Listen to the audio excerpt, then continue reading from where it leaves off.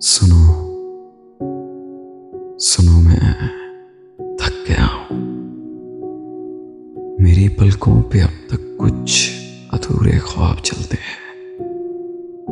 मेरी नींदों में तेरे फसल का रेशम उलझता है। मेरे आंसू मेरे चेहरे पे तेरे गम को लिखते हैं। मेरे अंदर कई सदियों के सन्नाटों का डेरा है। मेरे अल्फाज बाहें वाह किए मुझको बुलाते हैं,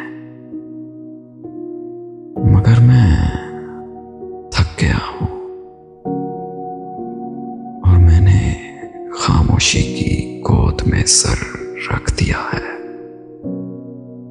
मैं बालों में तुम्हारे हिज्र की नर्म उंगलियां महसूस करता हूं। मेरी पलकों पे चलते ख्वाब हैं अब राख की सूरत। तुम्हारे फसल का रेशम भी अपनी दे नहीं बुनते।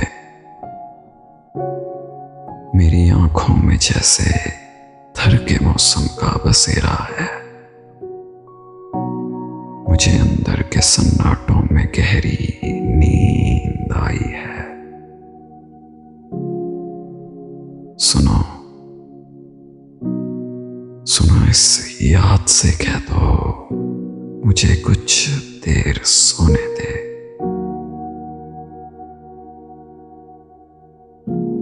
मैं थक गया हूं। सुनो।